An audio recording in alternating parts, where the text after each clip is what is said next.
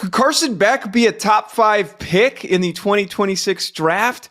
It's certainly possible. I know that a lot of people might be scoffing at that notion, but the former Georgia quarterback is transferring to Miami. He is withdrawing his name from the 2025 class to play one more year of college football. Now, we know he's going to hang out with his girlfriend too, but more importantly, he's going to play ball for a team that has a really good offensive coordinator in Shannon Dawson, a team that's got a really good offensive line and some pretty good weapons that he's going to be able to throw to.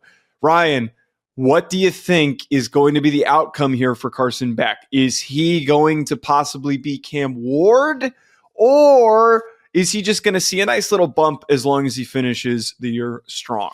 I think that he's going to have good production at Miami. I don't think it's going to be Cam Ward production, because I do think that there's still a lot of questions around him as far as retooling this wide receiver room. You lost Isaiah Horton to transfer. You lost Sam Brown to the NFL. You lost Damian Martinez at running back. You are offloading a lot of talent. Arroyo at tight ends. But I do think that it's a good system that as long as they're able to get some good talent around him. I also forgot to mention Xavier Restrepo, who was literally their best wide receiver this past year. But I do think that Carson Beck has a chance to go in the ACC, which is obviously a lesser conference comparative to the SEC, and put up some good numbers. Do I think he's going to revive? Is it? Wait. Is it though? What? Is it? Stop! Don't do this. Take this the other way. Don't take this the other way. We can have the SEC conversation on a different podcast. But I do think that he'll have good numbers at Miami. I do think that he'll revive his confidence to a degree. But will it be enough to be a top 10 NFL draft pick or even be in a higher conversation? I don't think so, Joe. I think that this is a conversation where the going back to school was more beneficial for him, because I do think that his draft stock was going to take a plunge with returning from injury and that timeline. And I think that he's going to make money at Miami. That was probably considerably more than what he was going to be in the draft slot he was going to go in 2025 NFL draft coming off of the elbow injury. So I think this is a beneficial short-term outcome for him, and I think that he has a chance to rise in the 2026 NFL draft. But when I say rise, I'm talking more, can he get back in the top 64 conversation? Because if he went into 2025, he was probably going to be a 3rd to 4th round draft pick based upon the injury. So can he get back into the top 2 round conversation, and then maybe you're a late 1st round pick when everything's said and done? I think that's more the outlook potentially for Carson Beck. Right. I think this is a 2-part situation here with him. Is the return from injury is the most important thing. I think trying to be a part of this class when you couldn't throw at the combine was a problem. Not being able to throw at your pro day.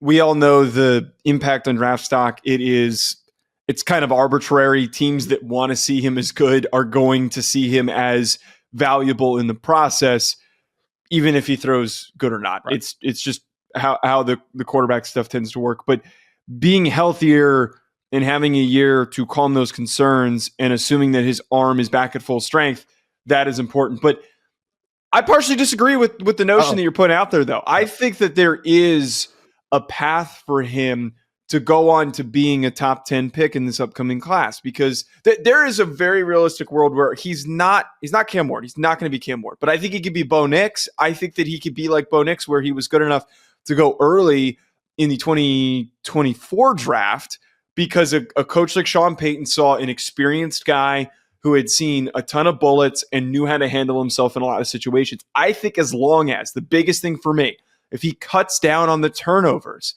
that's enough for his stock to re-rise. We know he doesn't have the biggest arm. The thing that we lauded him coming out of the 2023 season, coming into this upcoming football season before he had all of those interceptions that he threw, was the decision-making. Yep. It was the poise.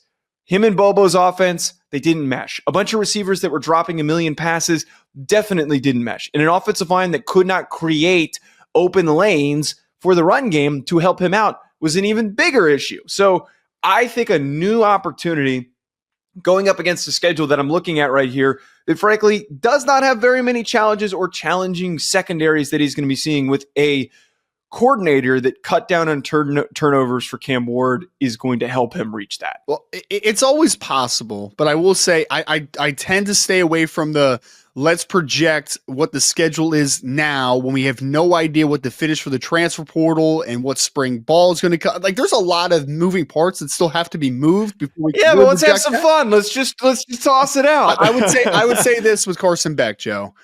There is clear limitations with him as a quarterback. The Bo Nix comparison, while Bo was viewed as a high floor quarterback, he was still a talented athlete that had some juice in his arm, right? Like, I think that we underrated the fact that Bo Nix still had a lot of talent as a quarterback, as a passer, as an athlete. Carson Beck, I just think, is what he is. And if he is able to cut down on the turnovers, I do think that he can rise himself back into, again, that top 64 conversation where in a right situation, he can do a great job. My biggest hesitation with him in Miami, though, and we've talked about this before, I don't think it's as dire as it was Florida State 2023 to 2024 because they completely fell on their faces. But you are losing Isaiah Horton. You are losing Sam Brown. You are losing Xavier Restrepo. You're losing Arroyo at tight end. You're losing Damian Martinez. Like, it's not like they just have all these guys coming back from a support system perspective and it's just ready to roll. Who is Carson Beck's best receivers going to be in 2025? Who's their best running back going to be? We know some names like Mark Fletcher and those types of cats, but is it going to be as good as what Cam Ward had in 2024? I hesitate to think that it will be. No, well, obviously he's not going to have that same receiver room, but the offensive line is great. I think that there's going to be an improvement defensively because there's only one direction that they can go up. Their defense was awful last year. That's where I think the biggest difference is that they were able to succeed despite having such an awful secondary and an inconsistent one. To now, you bring in Minnesota's defensive coordinator, whose name is escaping me at the current moment. He's a scary guy, who's a great DC. Very scary guy. Oh, he scares the crap out of me, which is why I think that that's going to work. Yeah. I think that there's a lot of upside for this whole situation, but your concerns really help illustrate how it is a wide range of outcomes. There is no in between where this thing goes 8-4. It is either, for me, 10-2, 11-1, or it is, to your point, they finish 6-5. They are 6-6. They barely go to a bowl game, and everybody's pissed off by the outcome.